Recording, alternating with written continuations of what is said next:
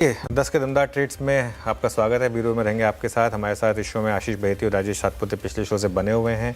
साथ ही अमोल अठावले और आशीष कयाल भी जुड़ेंगे अपने टॉप ट्रेड्स के साथ। मार्केट आउटलुक पर बात करेंगे मोतीलाल ओसवाल प्राइवेट वेल्थ के पीएमएस के इक्विटी हेड अमित गुप्ता से, और उसके बाद एंजल वन के तिमाही नतीजों पर कंपनी के ग्रुप सीईओ अम्बरीश केनगे होंगे हमारे साथ, उनसे बातचीत होगी। और उसके बाद जेएम फाइनेंशियल सर्विसेज के पीएमएस के मैनेजिंग डायरेक्टर आशीष चतुर्मोता होंगे टेक्निकल्स के लिए। रिलायंस के नंबर्स आएंगे, उनका भी आज एक प्रीव्यू करेंगे। ये सब कुछ ही देर में। लेकिन मार्केट में इस समय शानदार मोमेंटम। निफ्टी 150 पॉइंट ऊपर, निफ्टी बैंक में रैली है, निफ्टी आईटी में रैली है, रिलायंस में रैली है। तो सारे पिलर्स फायर कर रहे हैं। दिक्कत मिड कैप नहीं चल रहा है। मिड कैप इंडेक्स एक्चुअली 0.5% नीचे है और एडवांस डिक्लाइन करीब 1:2 का है। टॉप गेनर्स में अगर आप देखेंगे तो Adani energy, PB fintech, BHEL, Reliance top contributor आज निफ्टी का, इन्फोसिस, टीसीएस, परसिस्टेंट सिस्टम्स ये हैं। और लूजर्स में कमिंस है। और एक बार पेटीएम रखिएगा ज़रा। और अब मैं आपको बताता हूँ पेटीएम वीरो, पता क्या होता है, ये ह्यूमन टेंडेंसी है ना, हमको सिर्फ हमारी अच्छी चीज़ें याद रहती हैं, ख़राब नहीं याद रहती। कल याद है हमने पेटीएम पे एक व्यू लिया था कि अब आपको हर कोई लॉन्ग करने के लिए कह रहा है, अब यहाँ पे प्रॉफिट बुकिंग आएगी, क्योंकि अभी कंसेंसस लॉन्ग बन चुका है। अब यहाँ पे लॉन्ग साइड में शायद कुछ समय के लिए पैसा ना बने। और अगर आप देखें तो हायर लेवल से अभी स्टॉक करेक्ट हुआ। 1150 पर हमने एक पॉजिटिव व्यू लिया था। 1150 से वो 1350 तक 1400 तक की रैली प्ले हुई, वहाँ पर एक प्रॉफिट बुकिंग का व्यू था। अब देखते हैं लोअर लेवल पर शायद वापस रिकवरी है, लेकिन अभी के लिए यहाँ पर थोड़ी सी प्रॉफिट बुकिंग है। वीरो बिल्कुल सही गया वो व्यू जो कल हमने सीएनबी से वास पे पेटीएम पे कल लिया था, शानदार व्यू। उसके बाद डाउन स्विंग का अब लेट्स सी यहाँ पे स्टेबल होता है कि नहीं होता है। पैनल से बातचीत करते हैं। पैनल आपकी स्क्रीन पे है। राजेश सतपुते जी और साथ ही साथ आशीष बहेती जी पिछले कार्यक्रम से इस कार्यक्रम में भी होंगे। फ्रेश पर्सपेक्टिव लेके अमोल अठावले, आशीष कयाल जुड़ेंगे। आप सभी को नमस्कार। अमोल जी गुड मॉर्निंग। आपके दो ट्रेड्स इस वक्त के? जी नमस्ते एंड गुड मॉर्निंग। एक साइड के साथ जाना चाहूंगा। पोजिशनल पॉइंट ऑफ व्यू से देख रहा हूँ 430 के आसपास चल रहा है। पोजिशनल टारगेट निकल के आ रहे 450 और 460 के, और स्टॉप लॉस उसका रहेगा 420 का। काफी प्रॉमिसिंग फॉर्मेशन है, कंसोलिडेशन हुआ था, आज ब्रेकआउट फॉर्मेशन निकल के आ रहा है। जिस तरीके का सेटअप है ये कंटिन्यू होने के चांसेस चार्ट्स पे ज्यादा दिख के आ रहे हैं। और दूसरा LICI के साथ जाना चाहूंगा, 445 के आसपास है। ये भी पोजिशनल पॉइंट ऑफ व्यू से देख रहा हूँ, 470 तक के टारगेट निकल के आ रहे। स्टॉप लॉस उसका रहेगा 437 का। एक इंटरेस्टिंग फॉर्मेशन में स्टॉक दिखा है। एक कंसोलिडेशन के बाद, पॉजिटिव कंसोलिडेशन के बाद स्टॉक में एक बुलिश मोमेंटम पिक हुआ है। सेटअप यही बता रहा है कि आगे जाके भी ये सेटअप पॉजिटिव साइड पे ही कंटिन्यू हो सकता है। ओके, LIC पे आपका एक बाय कॉल। ये करीब के 442 डे हाई के क्लस्टर में आके ट्रेड करता हुआ। आशीष जी आपका ट्रेड, आपके दो ट्रेड्स इनफैक्ट। आशीष कयाल जी देखिए, जो मेरा पहला ट्रेड होगा वो है JNK बैंक में, जम्मू एंड कश्मीर बैंक में। इसने एक बहुत स्ट्रॉन्ग मोमेंटम दिया था 4-5 दिन पहले, और उसके बाद कंसोलिडेट हुआ, वापस से ये रिट्रेस किया 50% और यहाँ से रिवर्सल बता रहा है। तो मोमेंटम अच्छा बन सकता है। JNK बैंक में लॉन्ग पोजीशंस क्रिएट की जा सकती है। ऊपर में जो टारगेट है वो 194 के, और स्टॉप लॉस लगाना होगा 179 का। और दूसरा जो बाई साइड पे कॉल है वो है अडानी एनर्जी में। ये बहुत ही सिस्टमेटिक वे से राइज दिखा रहा है, काफी बढ़ चुका है, लेकिन अभी भी गुंजाइश है, यहाँ से मोमेंटम बन सकता है अडानी एनर्जी पे। तो यहाँ पर नजर बनाए रखे। ऊपर में जो टारगेट आ रहा है वो करीबन 1800 का है, और स्टॉप लॉस जो लगाना होगा नीचे में करीबन 1680 का। ओके, अदानी एनर्जी आपकी स्क्रीन पे शानदार मूव दे रहा है और डे हाई की डायरेक्टरी में। आशीष बहेती जी आपके दो ट्रेड्स। जी विनीत जी, OMCs में अच्छा मूव आ रहा है, तो यहाँ से HPCL में खरीदारी की सलाह रहेगी। स्टॉक में 397 का स्टॉप लॉस लगाना है। ऊपर में जो टारगेट रहेंगे वो 413 और 419 तक के लेवल्स इसमें देखे जा सकते हैं। दूसरा जो सेक्टर काफी अच्छा लग रहा है ऑटो, और ऑटो में से M&M में खरीदारी की सलाह रहेगी। यहाँ पर 3100 का स्टॉप लॉस लगाकर खरीदारी कर सकते हैं। 3220 का पहला टारगेट और 3300 के दूसरे टारगेट के लिए M&M में भी पोजीशन बनाई जा सकती है। ओके, M&M 3148 पे अच्छा रिवर्सल ट्रेड M&M एक कन्वर्ट होता हुआ। राजेश सतपुते जी आपके दो ट्रेड्स। वीरेंद्र जी, देखिए पहला ट्रेड रहेगा SBI पे। मुझे लगता है आज जिस तरह से अर्ली मूव मिला है फर्स्ट आवर में, तो उसके बाद यहाँ पे बेट ले सकते हैं जिसका टारगेट होगा 1060 से लेके 1070 का। तो SBI का ट्रेड रहेगा, स्टॉप लॉस रहेगा 1030 का फ्यूचर में। और सेकंड एक सेल कॉल लेके जाना चाहूँगा that will should be MCX. आप एमसीएक्स का चार्ट देखिए, मुझे लगता है कि एमसीएक्स बेस ही वीकनेस है इस सेक्टर में। सो एमसीएक्स सेल करेंगे 2830 का स्टॉप लॉस रहेगा, 2700 से लेके 2660 का इसका टारगेट है। ओके, चलिए ये हो गई एमसीएक्स पर ट्रेड। अब हम बात करेंगे मोतीलाल ओसवाल प्राइवेट वेल्थ के पीएमएस के इक्विटी हेड अमित गुप्ता से। उनसे समझते हैं उनका फोकस कहाँ है। Amit ji, good morning. शुरुआत आईटी के साथ, क्योंकि पिछले कुछ दिनों में क्लियर कट लीडर मार्केट का टेक महिंद्रा के भी अच्छे नंबर्स आए, यहाँ पर भी अच्छी तेज़ी है आज। अब इस समय, क्योंकि हमने पहले भी 2 रैली देखी थी आईटी स्पेस में, अब आपका आईटी पर क्या व्यू बन रहा है इस समय, और क्या व्यू रखेंगे? कौन से स्टॉक्स आपको यहाँ पर अच्छे लग रहे हैं अभी? तो अनुज, देखिए, जिन वैल्यूएशंस पर आईटी के स्टॉक्स आ गए हैं, particularly large cap IT stocks 13-14 times, वो ऐसे वैल्यूएशंस हमने पहले कभी देखे नहीं है। ठीक है, इस बार डिसरप्शन बड़ा है, आर्टिफिशियल इंटेलिजेंस का डिसरप्शन है, बट अगर आप नोटिस करिए तो मिड कैप आईटी के अंदर कुछ कंपनीज हैं जहां पर नए ऑर्डर विंस जो आने वाले हैं वो 100% एआई ड्रिवन आने वाले हैं। यानी कि वहां पर एग्जीक्यूशन काफी फास्ट होगा और वहां पर मेरे ख्याल से आपको मूव भी काफी फास्ट मिल सकता है। मैं स्टॉक स्पेसिफिक उतनी बात नहीं कर पाऊंगा, बट मेरे ख्याल से अगर आप ओवरऑल आईटी बेस देखें तो सपोर्ट के पास है, बट मार्केट ग्रोथ देख रहा है। आई कैन अंडरस्टैंड कि अगर कुछ सेशंस के लिए, क्योंकि मार्केट 24,000 के आसपास है और 24,000 पर होल्ड किया है डिस्पाइट इसके कि क्रूड प्राइसेस ऊपर आए हैं, राइट? बट जो काफी दिनों से लेगार्ड सेक्टर्स हैं और हैवीवेट्स हैं, वो आपको परफॉर्मेंस देते हुए दिखेंगे। तो आपको कुछ समय डेफिनेटली लार्ज कैप्स आईटी के अंदर मूव भी देखने को मिल सकता है, बट आई थिंक जो मेजर डेल्टा है वो आपको मिड कैप आईटी से वहां मिलेगा जहां पर इनऑर्गेनिक एक्विजिशन भी किया गया है, उन्होंने डिक्लाइन भी देखी है, और इंक्रीमेंटल जो ऑर्डर्स हैं वो आर्टिफिशियल इंटेलिजेंस के ज्यादा आते हुए दिखने वाले हैं ओवरऑल ऑर्डर बुक के अंदर।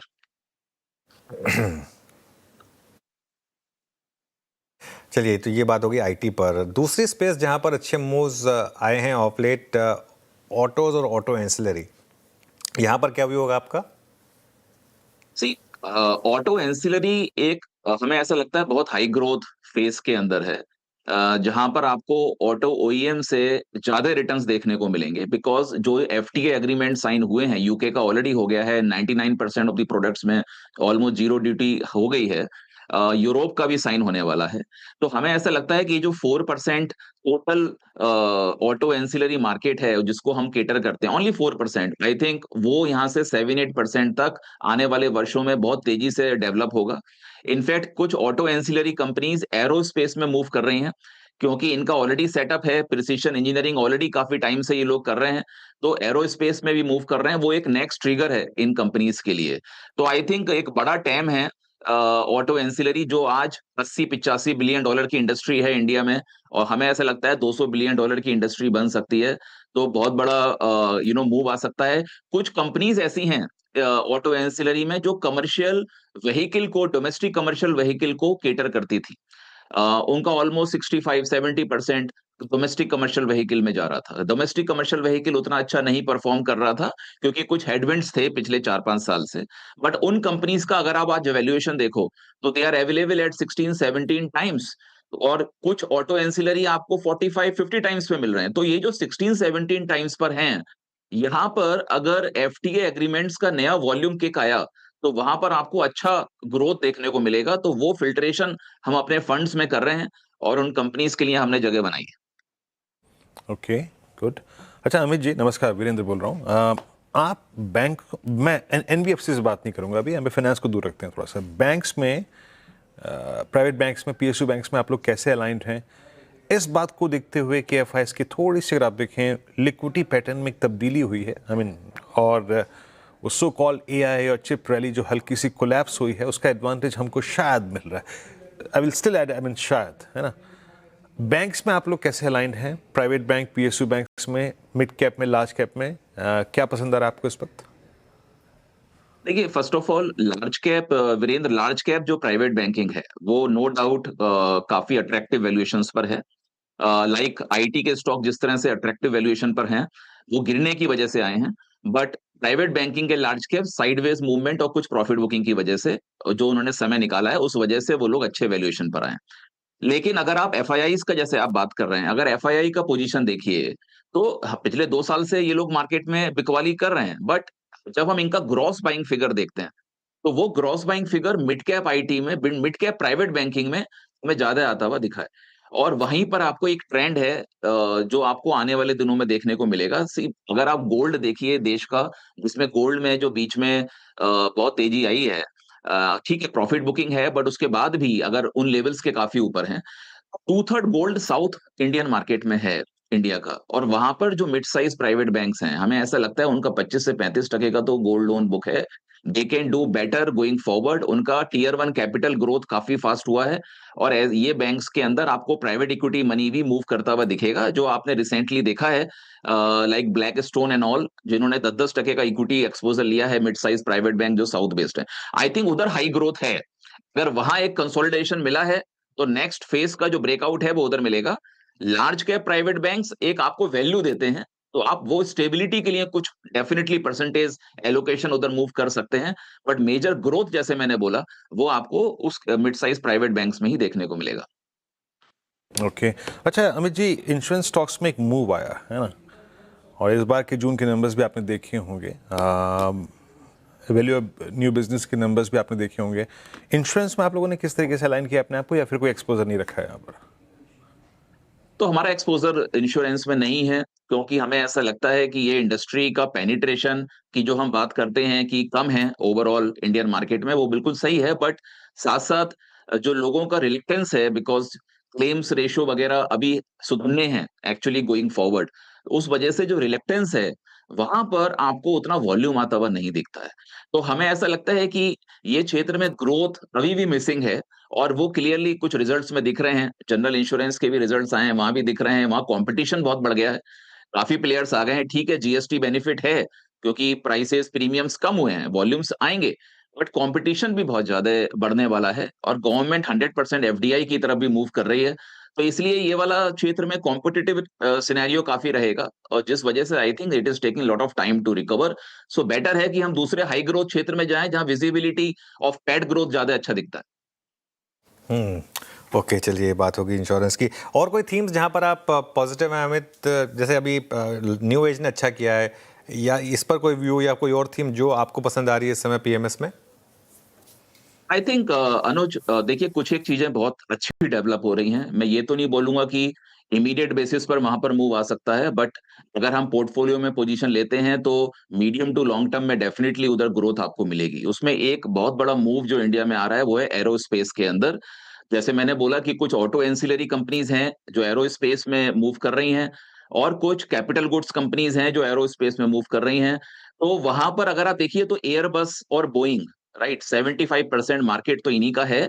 और ये लोग चाइना में काफी ऑर्डर्स देते थे। चाइना अपना खुद का फ्लीट लेकर आया, जो कि कोमैक C919 है। तो एक कॉम्पिटिटिव सिनेरियो चाइना में बिल्डअप हो गया। तो यानी आप वहां बनाने को देते थे, बट वो एक तरह का कॉम्पिटिटर हो गया। और इस वजह से वो जो बिजनेस है वो इंडिया में मूव कर रहा है।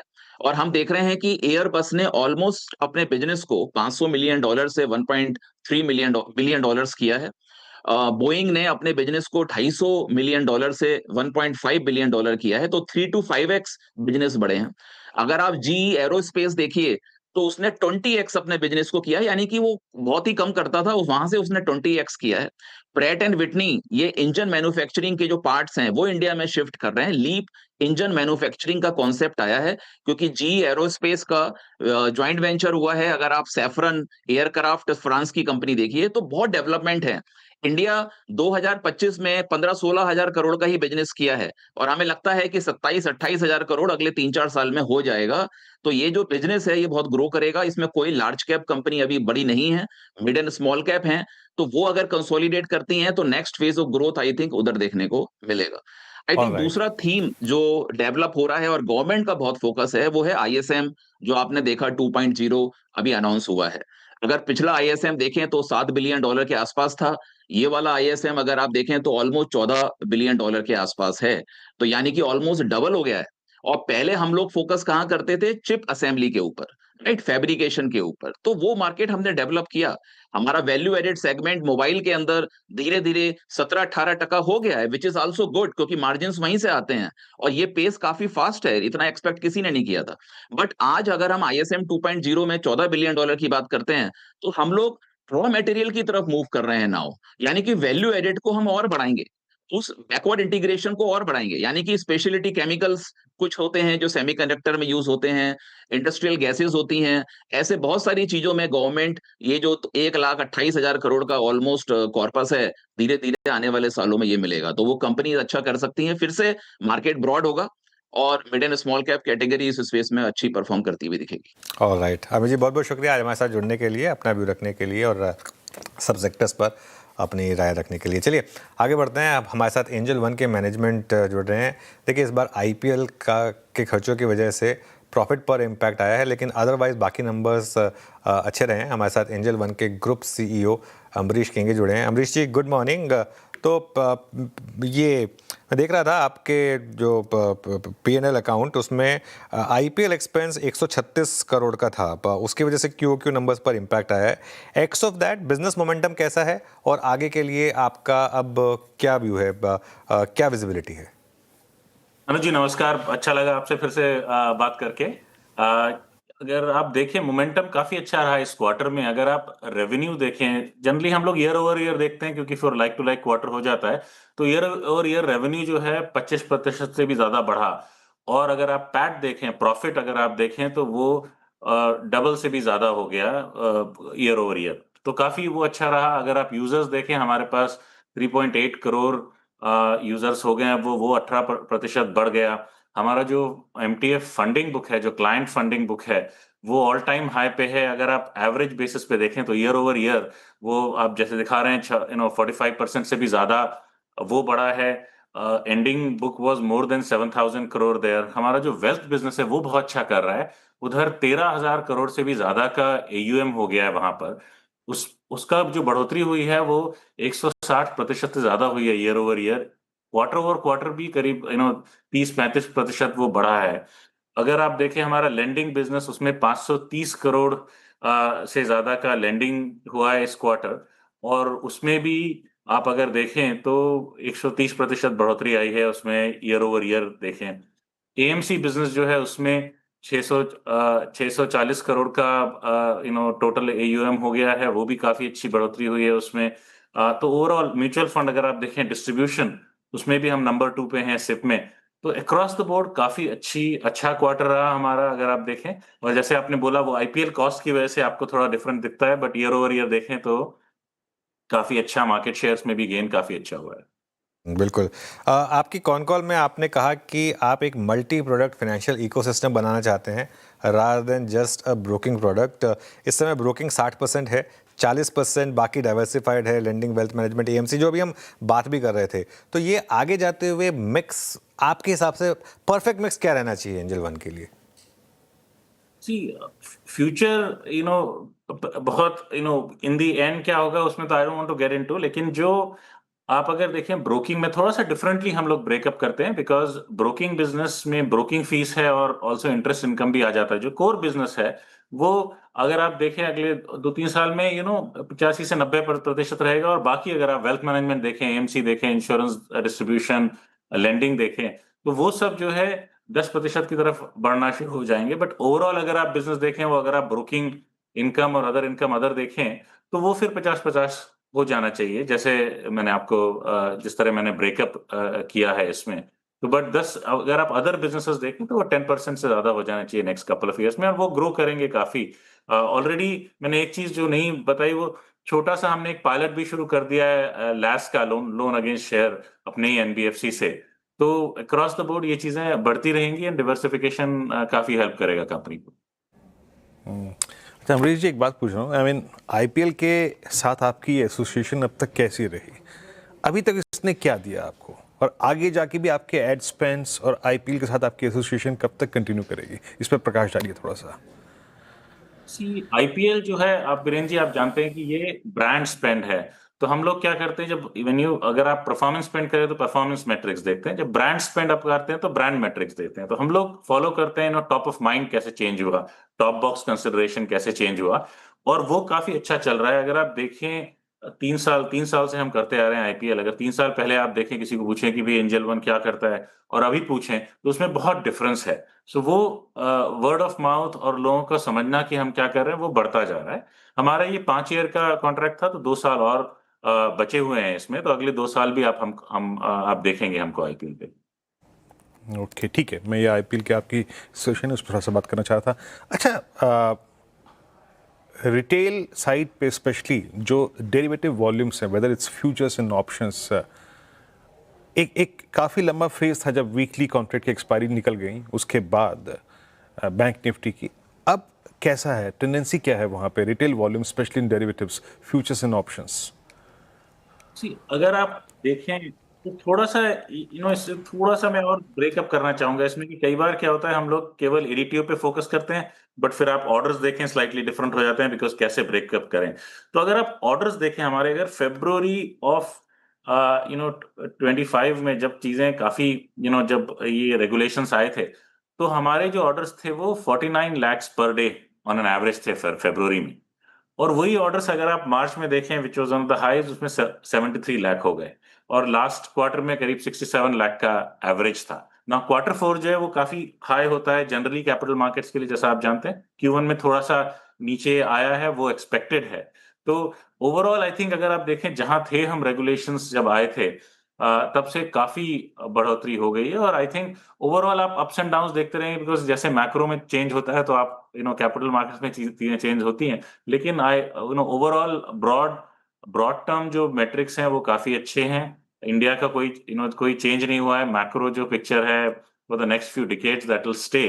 और जैसा कि काफी लोग आपके चैनल्स पे बोलते हैं कि India is due for a big growth in terms of capital markets, क्योंकि फ्लैट रहे हैं कुछ समय तक, तो एफआईआईज भी आनी चाहिए। और तो I think you should see some more interest in the capital markets in India, because it's been lagging दूसरे मार्केट्स। चलिए अमरीश जी, बहुत बहुत धन्यवाद। आज थोड़ा समय का भाव है, वरना मैं आपसे कुछ और चीज़ें पूछना चाहता था। होपफुली क्वार्टर के बीच में आपसे एक बार दोबारा बात करेंगे और थोड़ा सा और बिजनेस डिटेल्स की बात करेंगे, लेकिन आज के लिए बहुत बहुत धन्यवाद हमारे साथ जुड़ने के लिए। अब आगे बढ़ते हैं और हमारे साथ आशीष जुड़े हैं। जी हाँ, in house Ashish, Reliance industries के नंबर्स पर बात करने के लिए। दूसरे आशीष जुड़ने वाले हैं अभी, लेकिन पहले वर्मा जी के पास चलते हैं रिलायंस के नंबर्स के प्रीव्यू के लिए। तो आज फ्राइडे है और देर शाम तक ऑफिस में रुकने का प्लान है। आशीष बताइए, क्या नंबर्स एक्सपेक्ट कर रहे हैं? बिल्कुल, रिलायंस इंडस्ट्रीज जहां तक एक्सपेक्टेड है, मतलब लार्जली एक्सपेक्टेड है कि अच्छा क्वार्टर होगा, बढ़िया सीक्वेंशियल रिबाउंड देखने को मिलेगा। और पिछला क्वार्टर मार्च का रिलेटिवली वीक था, तो उससे ये कंपनी रिकवर कर रही होगी। हेडलाइन नंबर्स आपकी स्क्रीन पर है।